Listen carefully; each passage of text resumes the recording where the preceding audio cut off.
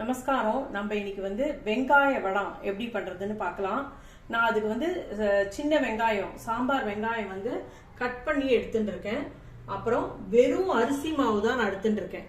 இதுக்கு அது வந்து 2 டம்ளர் எடுத்துட்டு இருக்கேன். அப்புறம் 1 டம்ளர் இந்த ஜவ்வரிசி வந்து வேக வச்சது என்கிட்ட இருந்ததுனால ஜவ்வரிசி வேக வச்சதே எடுத்துட்டேன். இதுல வந்து பச்சை மிளகா, உப்பு, எலுமிச்சம்பழம், பெருங்காயம் எல்லாம் அரைச்சிட்டு நான் எடுத்துன்னு வந்திருக்கேன். இது நீங்க வந்து இந்த அரிசி கூழ்வடாத்துக்கு நான் வந்து எப்படி அரைச்சினேனோ அதே மாதிரியே அரைச்சு எடுத்துன்னு வந்திருக்கேன். இதுதான் இதுக்கு தேவையான இன்கிரீடியன்ஸ். ஜலமும் நல்லா தலை கொதிக்கணும் இதுக்கு, அதனால கொதிச்சுட்டு இருக்கு. வந்து நான் அரிசி வடாத்துக்கு வந்து மெஷர்மெண்ட் சொல்லியிருப்பேன். 1 கிலோவுக்கு வந்து 200 கிராம் ஜவ்வரிசியை வந்து சேர்த்து அரைச்சுன்னு வந்து நம்ம வந்து இந்த வடா பண்ணலாம் அப்படின்னு. இந்த வடாத்துக்கும் அந்த மாவையே எடுத்து பண்ணலாம். வந்து எனக்கு வந்து அந்த மாவு தீந்து போயிடுத்து நான் அரைச்சது.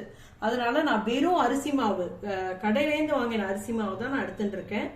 அதுவும் ஜவ்வரிசி வந்து வேக வச்சது இருந்ததுனால எடுத்துட்டேன். ஒருவேளை நீங்க வந்து வேக வைக்கல அப்படின்னா நீங்க ஜவ்வரிசி வந்து மிக்சியில நல்லா அரைச்சுட்டு அதுக்கப்புறம் கூட இதோட சேர்த்து நம்ம கலந்து கலரிக்கலாம். நம்ம வந்து இது இந்த மாதிரி பண்றதும் இப்ப நான் பண்ற மாதிரி பண்றதும் ரொம்ப நல்லா இருக்கும். நல்லா கரகரன்னு இருக்கும். இந்த வடா வந்து நல்லா காஞ்சு எடுத்துனா நம்ம டீ டைம் ஸ்நாக்ஸா கூட நம்ம வந்து பொரிச்சு வச்சுன்னு சாப்பிடலாம். இது வந்து சின்ன வெங்காயம் போட்டாதான் நல்லா இருக்கும். இந்த பெரிய வெங்காயத்தை விட சின்ன வெங்காயம் நான் வந்து பொடியா கட் பண்ணி வச்சிருக்கேன். ஒரு 1/4 கிலோ வெங்காயம் இருக்கும். அது வந்து பொடியா கட் பண்ணி வச்சிருக்கேன். ஏன்னா வெங்காயம் நிறைய போட்டாதான் இந்த வடம் வந்து ரொம்ப நல்லாவும் இருக்கும். வெங்காயம் கொஞ்சமா போட்டோம்னா நம்மளுக்கு வந்து அது வந்து கடிப்படாது. இது வாயில கடிப்படுறதுக்கும் நல்லா இருக்குங்கிறதுனால நிறைய வெங்காயம் கட் பண்ணி எடுத்து வச்சுருக்கேன். இப்ப நல்லா தண்ணி நல்லா தளன்னு கொதிக்கட்டும், நம்ம வெயிட் பண்ணலாம். இப்ப வந்து தண்ணி வந்து கொதிக்க ஆரம்பிச்சிருக்கு. இது வந்து நான் 2 கப்பு அரிசிக்கு வந்து நான் ஒரு 1/4 கப்பு தான் நான் ஜவ்வரிசி எடுத்துட்டு இருக்கேன். வேக வச்சதுங்கிறதுனால இது ஒரு 1 hour ஊற வச்சுட்டு வேக வச்சு எடுத்துட்டு இருக்கேன் நான். இதையும் இந்த கொதிக்கிற ஜலத்துல நம்ம ஃபர்ஸ்ட் போட்டு, ஏன்னா ஒத்தாப்புல கலரை வரணும் இல்லையா, அதனால வந்து இந்த கொதிக்கிற ஜலத்துல போட்டுக்கலாம். நம்ம இதுக்கு நான் வந்து அரிசி மாவுக்கு தான் வந்து நான் அளவா தண்ணி எடுத்துட்டு இருக்கேன். ஜவ்வரிசிக்கு எடுத்துக்கல. ஏன்னா ஜவ்வரிசி ஏற்கனவே நல்லா வெந்துடுது. அதனால வந்து அரிசி மாவுக்கு தான் நான் வந்து கரெக்டான அளவு நான் எடுத்துட்டு இருக்கேன். நம்ம இப்படி பண்ணிட்டே இருந்தாலே இது வந்து நல்லா கரைஞ்சிரும். இது ஒன்றும் கட்டியும் தட்டாது. வந்து நம்ம இதே மாதிரி வேக வச்சு எடுக்கிறதுனால உங்களுக்கு என்னன்னா அரிசி மாவோட சேர்ந்துட்டு இது கலந்து வச்சோம்னா கரகரன்னு வரும். நல்லா காஞ்சு எடுத்துனா இப்ப வந்து ஜவ்வரிசி போட்டு சும்மா நம்ம இப்படி கலரிட்டே இருந்தாலே அது அப்படியே பிரிஞ்சிடும். உங்களுக்கு அது ஒண்ணுமே ஆகாது. ஒத்தாப்புல சேர்ந்து கொதிக்கணுங்கிறதுக்காக தான் நான் போட்டேன். இப்ப வந்து இந்த அரைச்சு வச்சிருந்தோம் இல்லையா, மிளகா, பெருங்காயம், உப்பு, லெமன் எல்லாம் அரைச்சு வச்சிருந்த விழுதியும் நான் இப்ப இதோட சேர்த்துக்கிறேன். சேர்த்து இப்படி ஒத்தாப்புல கலந்து விட்டுட்டு அடுப்பை நல்லா சிம் பண்ணிட்டுடலாம். சிம் பண்ணிட்டு இந்த மாவை கொட்டிகிட்டே கலரலாம். உங்களுக்கு 2 மெத்தட்லயும் பண்ணி காமிச்சிருக்கேன். நான் வந்து எப்படி நம்ம மிஷின்ல மாவு அரைச்சுன்னு வந்து வடை பண்ணலான்னு காமிச்சிருக்கேன். இப்ப இந்த மாதிரி வெறும் அரிசி மாவு, ஜவ்வரிசி தனியா அதுவும் வச்சும் உங்களுக்கு பண்ணி காமிக்கிறேன். ஏன்னா இது நம்ம கிள்ளி தான் வைக்க போறோம். இப்ப நம்ம வந்து அந்த கிச்சன் பிரஸ் இருக்கு இல்லையா, அந்த மிஷின்ல போட்டு நம்ம பண்றதா இருந்தா நம்ம வந்து மாவு ஒத்தாப்புல வந்து நல்லா அரைப்பட்டு இருந்தாதான் நம்மளாட்டி வந்து புளிய முடியும். இது என்னன்னா நம்ம வந்து கிள்ளி தான் வைக்க போறோங்கிறதுனால ஜவ்வரிசியை நம்ம அப்படியே போட்டு வச்சோம்னா இது வந்து ரொம்ப நல்லா இருக்கும். வந்து இந்த வடை நல்லா கலரின்னு சொல்லலாம். இப்ப நீங்க தொட்டு பார்த்தேன்னா துளி கூட மாவு வந்து ஒட்டவே இல்லை. இதுதான் கரெக்டான பதம். வந்து இது கரெக்டா இருக்கு. 1க்கு 2.25 2.5 தான் விட்டுக்கணும். வந்து 1 டம்ளர் அரிசி மாவு எடுத்துட்டேன்னா ஜலம் வந்து 2.25லேருந்து 2.5 விட்டுட்டேன்னா கரெக்டா வரும். உங்களுக்கு கட்டியும் தட்டாது. இந்த மெத்தட்ல நீங்க பண்ணேன்னா கரெக்டா இருக்கு. இப்ப நம்ம வந்து சின்ன வெங்காயம், சாம்பார் வெங்காயத்தை தோல் உரிச்சு நான் கட் பண்ணி எடுத்து வச்சுட்டு இருக்கேன். இப்ப வந்து நம்ம இதையும் இதுலயே போட்டு நம்ம கலந்துடலாம். நம்ம கொதிக்கிற ஜலத்துல போட்டோம்னா அது வந்து வெந்து போயிடும் வெங்காயம். இந்த சூட்டுலயே கரெக்டா ஆயிடும். அது கரெக்டான பதத்துக்கு வந்துடும். இதை வந்து நம்ம ஒத்தாப்பில் இதை வந்து கலரிட்டு நம்ம எப்படி அந்த அரிசி வடாத்துக்கு நம்ம உருட்டி எடுத்து வச்சுனோமோ அந்த மாதிரி நம்ம உருட்டி எடுத்து வச்சுக்கலாம்.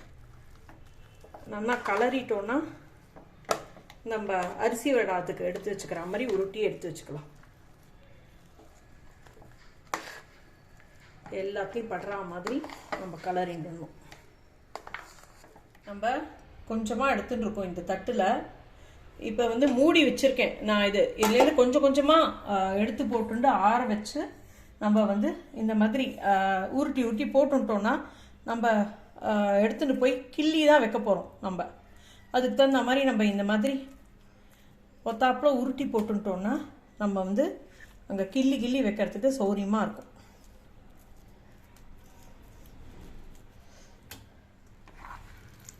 ஆனால் இழுத்து பிசைஞ்சுட்டு தான் நம்ம பண்ணணும். வந்து அது எங்கேயா கட்டி முட்டியமாக இருந்துட்டு அதை அப்படியே உருட்டி உருட்டி போட்டோன்னா வந்து கருடா வந்து காயவே காயாது. ஒத்தாப்பில் பாருங்க, ஒரு கட்டி கூட இல்லாத எப்படி ஜம்முன்னு வந்திருக்கு பாருங்க மாவு.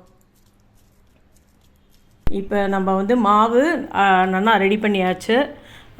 வந்து இதை எடுத்து வச்சுட்டுடலாம். எல்லா மாவையும் வந்து நம்ம உருட்டி எடுத்து வச்சினோன்னா அங்கே நம்ம கிள்ளி கிள்ளி வைக்கிறதுக்கு நம்மளுக்கு சௌரியமாக இருக்கும். இது வந்து இது என்னென்னா, நான் ஜவ்வரிசி வடாத்துக்கு வச்சுருந்த ஜவ்வரிசியை வந்து இதில் போட்டுட்டேன். வந்து அதனால் எனக்கு ரொம்ப ஈஸியாக போயிடுத்து. இப்போ நான் வந்து பால்கனிலேயே இதை வந்து நான் கிள்ளி கிள்ளி சின்ன சின்னதாக இந்த மாதிரி கிள்ளி கிள்ளி வைக்கிறேன். நான் வந்து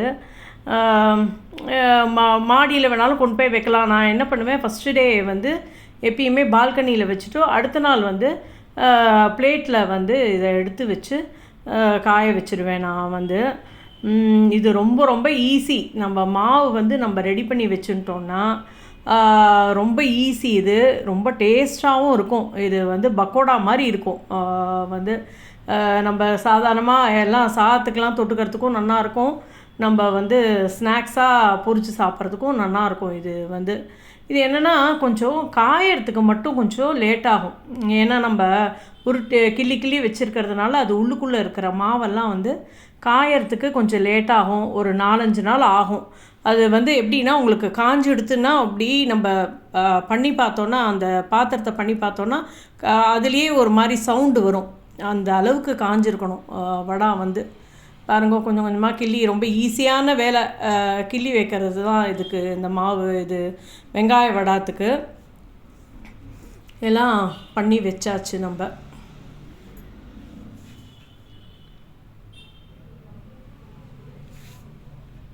இப்போ வந்து 2வது நாள் நான் என்ன பண்ணேன், எல்லாத்தையும் நான் வந்து பிளேட்டில் எடுத்து வச்சுட்டு நல்லா பரத்தி மாடியில் கொண்டு போய் வச்சுட்டேன். வந்து காய வைக்கிறதுக்கு மற்ற வடாத்தோட இந்த வெங்காய வடாத்தையும் மாடியில் கொண்டு வந்து காய வச்சாச்சு. இது வந்து நம்ம ஒருவேளை ஏதாவது டஸ்ட்டு படியும், வந்து ஏதாவது புறாலாம் இருந்துன்னா ஏதாவது வந்து அசிங்கம் பண்ணிடும் அப்படின்னா நீங்கள் வந்து ஏதாவது ஒரு கவரோ மெலீஸ் துணி ஏதாவது மேலே போட்டு மூடிக்கலாம். இப்போ பாருங்க, நல்லா வெள்ளை வெள்ளையேன்னு வெங்காய வடை ரெடியாக எடுத்து நன்னாவும் காஞ்செடுத்து இப்போ பொரிக்கிறேன். பாருங்களேன் எப்படி நல்லா வீரிண்டு பொரியறது பாருங்கோ. நல்லா வெள்ளை வெள்ளையேன்னு ரொம்ப நல்லா வந்திருக்கு. வெங்காய வடை நல்லா கரகரன்னும் இருக்குது. உங்களுக்கு பார்த்தாலே தெரியும். வந்து நன்னாவும் பொரிஞ்சிருக்கு, நல்லா கரகரனும் வந்திருக்கு. இப்போ மற்ற வடை எல்லாமும் பொரிச்சது எல்லாமும் நீங்கள் பார்க்கலாம்.